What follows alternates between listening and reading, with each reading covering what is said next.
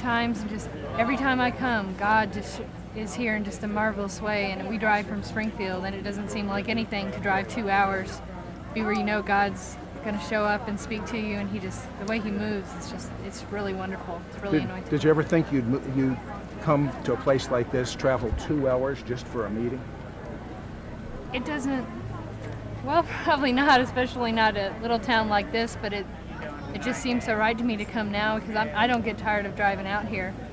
I get tired of, I got tired of not experiencing God. I got tired of being the way I was before I started coming here. I don't get tired of driving out here, no.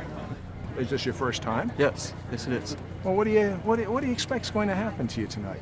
Well, every time I go to church, I have a good experience with the Lord. So this is Friday night. My brother said this was the place to be, so here I am. Out of curiosity, what did your brother say is happening? He said there's a great outpouring of the Lord's Spirit in Smithville. What brings you here? I came just to glorify the Lord, and I'm excited to be here. I've had a lot happen since the Grace visited my church in Stillwater, and the Lord has delivered me from antidepressant and anti-anxiety medication, and he's lifted a burden off of me that I carried for a long time. And my family and I came tonight, and I told them in the car what we need to say is, Lord, whatever you need to do in us, do it. And we've just come expecting the Lord to do even more. Do you really believe something's going to happen to you and your family tonight? Yes. I've found it amazing to find people from various nations of the world willing to spend large sums of money and time to experience what's now being referred to by many as the Cornfield Revival. San Diego, Alaska, Nebraska, Louisiana. Now get this. How about, why don't everybody just sit down real quick? How about, get this one. How about Australia? Stand up. Look at this, all the way from Australia. Whoa. How about Korea? Look at this, from Korea. Blessings, blessings, blessings on Korea. Revival, revival. And they had a wonderful time last night. They got together with Pastor. They said, we want to know where the lightning struck. And I'd go into the meeting, and I'd look at these people, and I'd watch them. And they would have these tremendous altar calls where, you know, and if you want to receive Jesus, if you need forgiveness, and Steve Hill would call them down, and all these people would come, and I'm trying to relate to this, you know, and what to do. And the Spirit would move, a stirring would happen, and all these people would just go down there. And I think, what are they going down there for? Come on. I face the power of sin on my own. Come on. In the balcony, let's go. Did not know In the balcony, let's go. of a place I could go. Hurry, hurry, hurry, hurry. Come on, come on, come on. And so I went down there, and I saw this man, and I thought, I know what I need. You know, I need to I just got to let all this go. I got to. Whatever happens, you know, I want to find the Lord. You know, I've got to find Jesus again. I don't have to go back and preach. I don't have to. And I told myself, you don't have to preach again. You don't have to be anybody. You don't have to please anybody. Just find Jesus again, and find love again, and find hope. And Kathy asked me one time, she said, Steve, what do you want?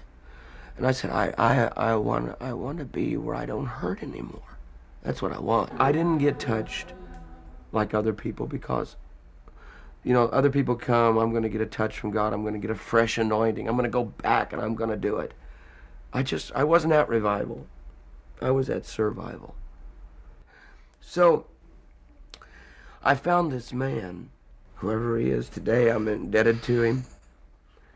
And he was the most broken man I could find in the place.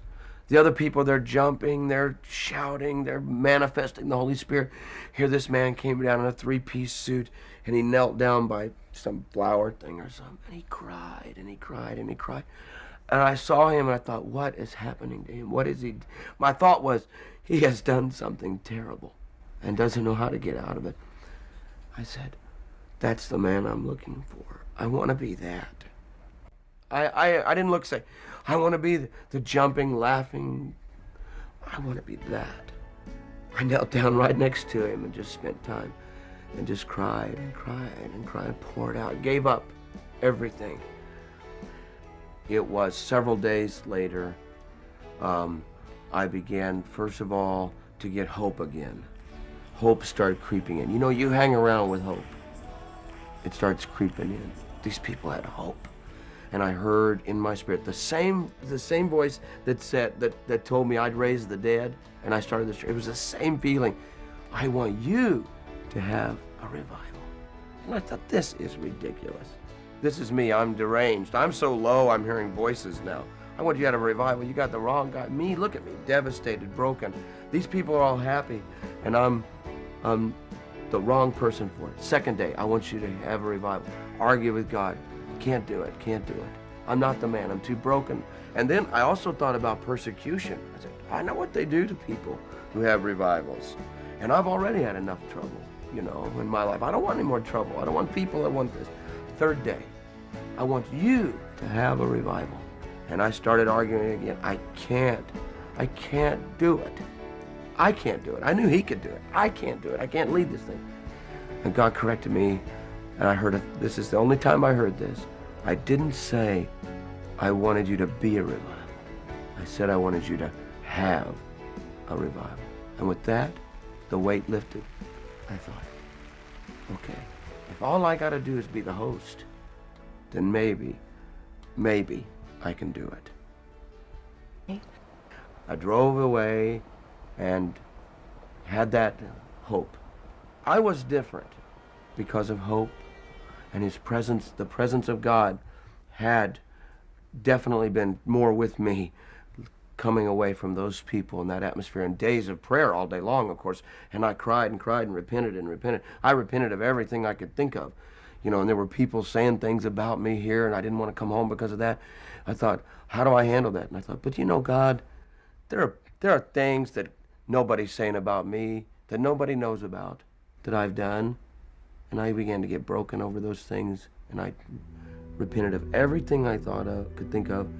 And I'm driving back. I'm about a half hour away, and I said, Kathy, I'm almost there. She said, well, the service is Sunday night. The service is going to start in a little bit. Hurry. And I said, well, it's raining. I'm driving as fast as I can. I said, start without me. I'll be there in about 10 minutes. So they started. Who is like the Lord? There is no one who is like the Lord. He is strong and mighty. Who is like the Lord? He is worthy. Stand up and give him the praise. Steve, you get to the church, you open the door, you step in. What happened next? That was March 24th, 1996, Sunday evening. I came to the same door, pulled into the pastor's spot. I could hear the music, you know, through the... I walked in the door. I just a little anticipation. What if not, what if? I didn't think about long-term revivals. I just said, I'm going in. You know, like, I'm gonna take this beach.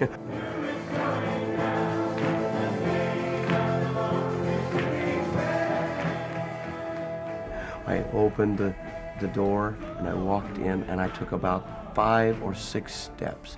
The people looked at me immediately. They looked good. And the person that was out of the most devastated, broken man, I thought I was the most broken man on the face of the earth, was struck with lightning. A miracle. It was a miracle. It was the Lord breaking through and answering all my prayers and bringing all my dreams back into focus. I saw my little husband walk in that same room into the door, through the door that he'd walked through for 12 years. And the music was already going, and we were already worshiping the Lord by faith. And when he walked in, it was 6:12 p.m. I looked at my watch because he was late. I hadn't seen him for 2 weeks, and I wanted to know if the Lord was going to save us or not. I knew this was crucial. I knew this moment when he walked in was the determining moment of the rest of our lives. And I lit up like a bulb. I mean, I just lit up. my eyes, my mouth, my grin, I'm smiling. My wife hadn't, when the last time my wife had seen me, I looked horrible. And I lit up with this grin, and it struck me like lightning, and there was no outlet for it. It came in. Well, how do I let it out? I did something I'd never done before, and both arms went up in the air, and I just started jumping up and down. That's the only thing. It just had to come out. The power of God hit him, and he responded instantly. His whole countenance just lifted. His eyes got real big, and this free grin came on his face like I'd never seen him grin before. It was the kind of freedom that I'd always wanted for him. And he started doing something that he'd never done before. He put both his hands straight up in the air, and he had this big grin, and he started just kind of bouncing and jumping and twirling. And when that happened, it was like electricity went through him, hit all of our people. It's a miracle what happened. Everyone ran down to the front of our little old sanctuary where the floor is very old because it was built in 1859, this floor. We all crammed down to the front, and everyone started doing that, just leaping for joy. And a new life had come in. The presence of God was there. And I knew that we were on our way to a new beginning. We'll never be the same. Leslie, what kind of shape were you in when you first came to Smithton Community Church? I was a mess. My life was a mess. I just was in rebellion as a Christian, and was caught just inside. I was like locked in a prison, and it was dark, and my life was hopeless. Why was it hopeless? Well, when I came to Smithton Community Church, I was in my second marriage, and I'd only been married like a month, and it was a bad marriage from the beginning, and it was just a hopeless situation. I found myself married, and I didn't or couldn't love this person, and yet I was a Christian, and so that was the situation I was in when I came here. I was incapable of a relationship at that time. I understand it was a chronic problem. I mean, you were literally haunted by this. I can remember being a child and praying and asking God to, give me a disease or something to take me. It's just lifelong of destruction and hopelessness and not wanting to live. When you first came to Smithton, I understand you got some good biblical counseling. Did it help? What happened here was the word was wonderful here, and it was like a daily feeding. And each time I came, it gave me life enough to survive. And the counseling was great. The word was great when I came to Smithton, but there wasn't the victory that I knew God had promised me. In your words, you were just surviving. But there had to be something more. When the revival hit Smithton, what happened to you? Well, when it first started on March 24th, when Pastor came back, I had been going through a rough time that couple of weeks before because Pastor was gone, and I didn't know what was going to happen. And I knew that that's what had kept me for a few years. And so really, I didn't know what to expect when he came back. And that night he came in, and the power of God just struck. And it was just like hope. Hope that I had never really had before. I was struck with hope, and it was great. Tell me what happened when the presence of God came on you. The first several months, the presence of God, when it would come on me, it was just heavy and wonderful, and I went down every time and would cry.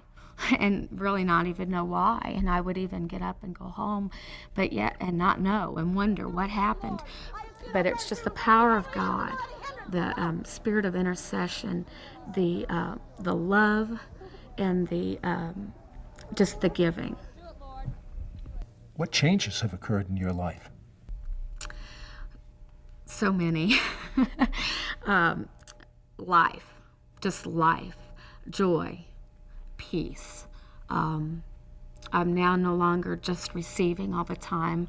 I'm a prayer warrior, and I pray for other people, and they get set free, and the power of God just flows. And, you know, so that's different position in the body of Christ. Our home life, my ability to work with my children, and to love and to give, and work is different. The girls at work, they knew that week in October when I got my big breakthrough. They were like, "What happened to you?" I mean, it was just immediately full of joy and able to just give and to have relationships. You were suicidal when you walked into this church. If it hadn't been for the presence of God, where would you be today? I wouldn't be here. You must have a lot of compassion for the people you pray for.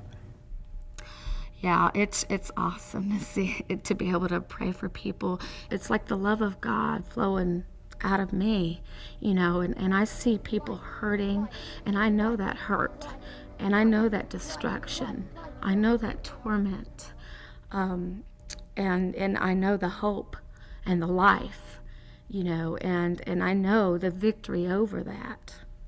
Some would say that this is psychosomatic or psychological. You're just making this all up. No, not at all. This is life. This is reality. The power of God came in and he changed my life. He took me out of deep, dark destruction and despair, and in an instant, radically changed my life. And I will never be the same again. How has this revival changed you? It's brought me to a realization of Him in person. It's changed the way I perceive Him. It's changed the way I pray. It's changed the way I think. It's changed my life. Has it changed your home? Absolutely. It's changed my home. It's changed everything. We were here at the beginning of revival. When revival hit, we were here that night. We are evangelists ourselves. We go out and minister, but we were here, and we've been in the church since the beginning. The most incredible thing that's happened to me here is that I play guitar, and I go out and play guitar and do a lot of things. The most impressive thing that happened to me was that I was about to stop playing guitar because of the arthritis that was coming upon me, and my fingers even had the bends in them, you know, that you get with arthritis, and the pain was so bad. If somebody would shake my hand, I didn't want to play guitar, and I would have to put ice on it in order to play. And I got prayed for at revival, and the pain, it was just like gone. I couldn't find pain in my body. I tried to find pain, you know what I mean? I couldn't find pain, and that's been over a year now, and the pain is gone. My fingers are straight, and I can play guitar better than I've ever played. That's incredible. And this is my wife, and she likes to vibrate with revival. So we've had a good time. So he got me up there, and I said, God, I can't go any farther than this. I can't lift, you know, I'm not going to go up off this ground. And I guess it came down to that I didn't have the faith in Him to pick me up off the ground. But then He let go of my hand, and my hand began to shake just very, very fast, just up in the air. And then I just lost all my strength, and I fell to the ground. And I said, God, what are you doing? And He told me that it was just like in my life. If I had faith, He could take me anywhere. But if I didn't have the faith, He would let, you know, if I couldn't hold on to Him and He couldn't hold on to me, then my life would go like my hand was going, and I would fall, and that would be my life. You know, my life would be a disaster if I didn't hold on to Him.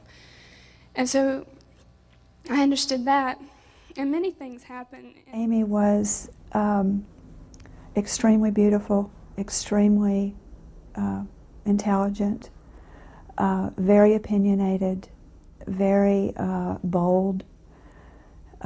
Very hateful. She seemed to be loveless. She seemed to be so distant. It was very difficult to communicate with her. She had her own opinions. She had her own intentions. She had her own thoughts about the way she was going to live her life. If she didn't want to do something, it didn't matter. Wild horses couldn't force her to do it. Before the revival, I grew up a very rebellious child. I was like that from the time I was born. It wasn't something I picked up along the way and just became as I got older. It was something that I was from the moment I was born. The first time I met Amy Elizabeth Ward was at a bowling alley.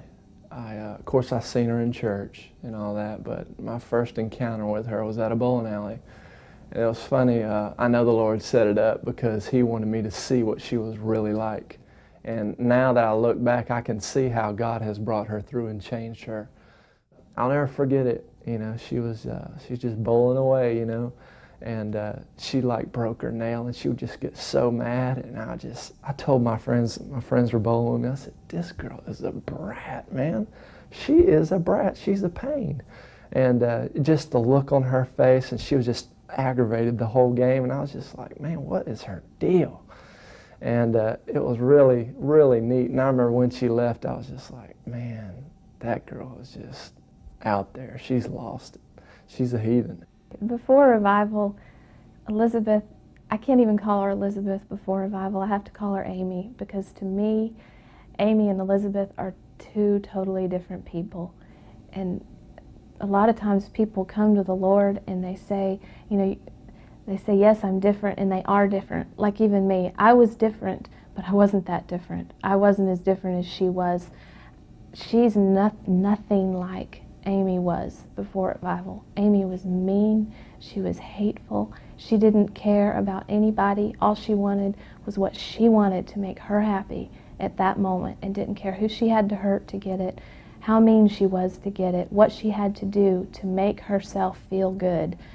She was just eaten up with sin and meanness. Her whole life she was like that. She was mean as a little girl, and she got more and more into the world, more and more into sin, and before revival she was the worst she'd ever been. And in our home, my mom has always been a Christian. She's always pushed God and do things right because it's right, and don't rebel, don't drink, don't smoke, don't hang out with people that do that, don't, you know, it was always just walk the straight and narrow, and I hated that. From the depth of my being, I hated that. I hated do right. I loved do wrong. But she was so hard and so resistant. She had so much sin in her, so much iniquity. It was so strong in her that it took a violent encounter with God. I call it was like a Saul of Tarsus experience with Amy. And so the first night I went, I don't remember any of the preaching, any of the altar call. I mean, I don't even know if he gave an altar call.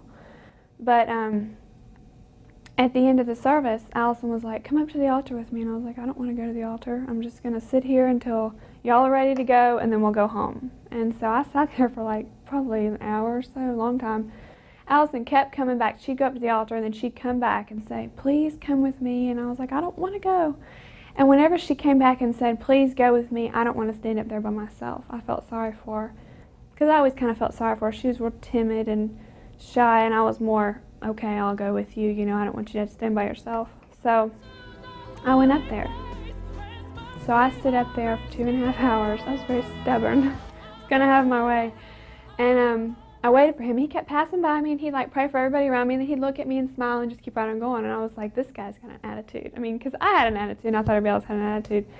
And I thought, he doesn't want to pray for me. I must look like somebody he doesn't like or something, you know. That was the only reason why I could figure out he wouldn't pray for me. So I was like, well, fine, I'll just stand here, and he's going to pray for me, because if I'm the last person standing here and he doesn't pray for me, he's going to look bad, you know. And finally, it must have been around 11 o'clock at night, I don't remember the time, that Steve came back by. One of those times he had gone back and forth, and he just barely said more Lord to her, and she was thrown to the floor and was on the floor for 3 to 4 hours. And so many things happened when she was on that floor. God was just physically and literally with, if you've ever seen God with someone, he was with her on that floor. But then when I saw her on that floor that day, it was just like, my gosh, this has to be God, because I just saw this girl, and I know how she is. And to see her on the floor with the power of God sweeping through her life, and it was just so neat to see her when she got up off the ground. She didn't have a clue what happened, and I was in awe. Matter of fact, I was there till like 5 or 5:30 in the morning. We saw the sun come up that morning. I was in such awe of what God was doing in her life. It was a holy, hallowed moment. They said it looked like somebody hooked me up to an electric, plug, because they said from my head to my feet would shake, and it was like I was almost off the ground. It would shake so hard, but it didn't hurt, and I can't say that I've ever really understood it, but all I knew was that inside I was changed, and inside, as all that was going on, God was healing me inside. When Elizabeth came home shaking from the revival, I wasn't scared. There was nothing scary about it. I knew that it was God. I knew that what God was doing in her. I mean, I had seen her drunk. I had seen her pass out from alcohol, and I thought she was looking for such a rush from alcohol. She was looking for such a rush from these parties and this music and this drug that she would put in her body, and that would make her pass out. That would make her fall down on the floor and just act like a fool and not even know who was going to bring her home, not even know how she was going to get home. I thought, just because she's shaking, if it's God, she's been looking for something like this. That was the counterfeit. This is the real. And you just can't tell me that it wasn't God. I am a mother. I had 3 daughters. I've seen them go through hell, and I've seen God. I've seen Him move upon their bodies. I've seen Him change their hearts. I've seen Him rebirth their spirits and renew their minds. And I've just seen Him. I haven't seen His body or His face, but I have literally seen Him present with them. And I never saw a manifestation before that night, and I've never had a doubt that it was God. Never. I've never looked back, never turned back thinking that, well, maybe this isn't God. Maybe this is, something weird. No. It's God. All I knew was that for the first time in my life, I felt life. And it wasn't something that I had to go drink to get. It wasn't a fulfillment that I had to get from alcohol or from boyfriends or from friends at school or from accomplishing things. It was something that was there. It was something that was more real than anything I had ever known. It was more real than my own body. And at that point, my whole life was changed, because I thought, this is what I want. This feeling inside of me is what I want. And what it was the love of God. It wasn't some preacher staring down my throat saying, quit sinning, quit drinking, sit in church and be boring. It was the love of God. It was the life of God that entered my spirit. And I've never been the same. Along with Elizabeth Ward, her sister Allison Ward had a major impact on people from all over the world as they watched her testimony on videotape. Because I know that God loves people so much, and He's in a hurry. He wants everyone. There's not much more time. He aches and he grieves for your spirit. He grieves for you.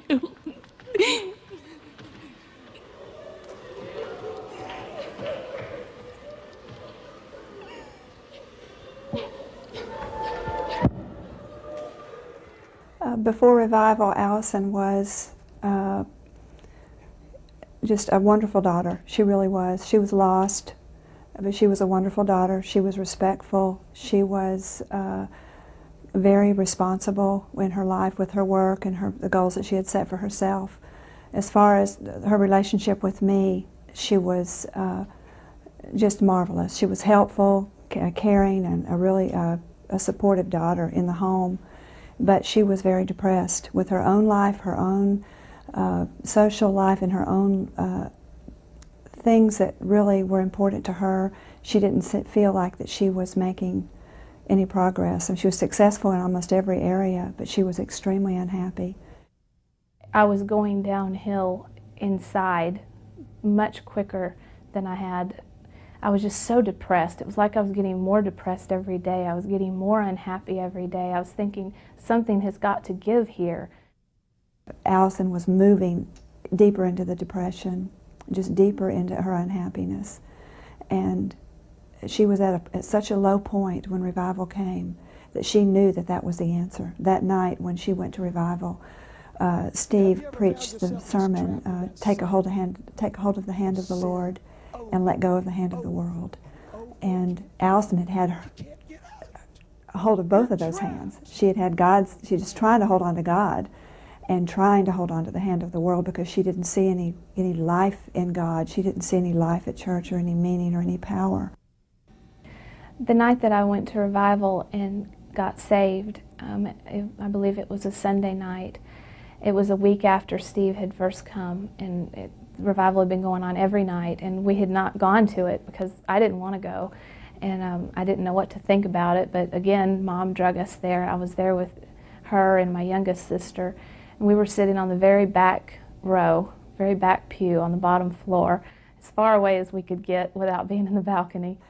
And that night when she sat on the pew right beside me, she never went to an altar call. She never raised her hand. She never moved toward God in a physical way. But she laid her soul down that night just in the pew when Steve preached that sermon.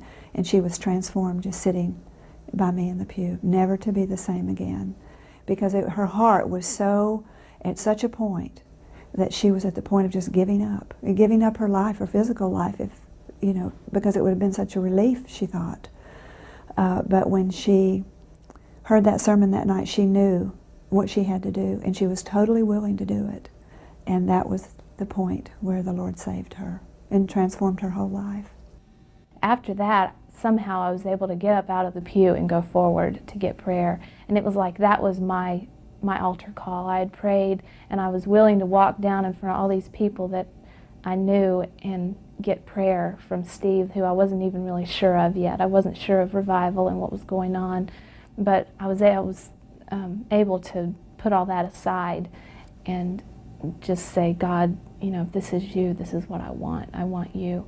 And so I went down for prayer, and Steve prayed for me, and whoever else was praying prayed for me. And at the beginning, I never even fell down. I never fell out in the spirit. I never shook or jittered, or my hands didn't shake. Nothing happened. But I knew that this was what I wanted. I was going to go after it, and nothing had to happen. I just wanted God. I knew He was there. And so I left that night. I came home, and it wasn't until the next morning I got up, and I remember sitting in our kitchen and telling my mom, I said, Mom, I got saved last night. And I didn't even know until the next morning. It was wonderful that the depression was gone. The unhappiness was gone. The fear was gone. Everything that had kept me so weighted down, it was gone. It was just in my heart, and it was in my mind, and nothing happened to my body. But I was a new person. I had never been happier in my life. I'd never been more peaceful and more settled to just be with God. It was awesome. It was an awesome thing. God was just, He was just performing a work in them, even from the beginning, for His plan. And He's still performing that work in all of them. They're all ministers of the gospel. And it's the most blessing that any parent could ever ask for.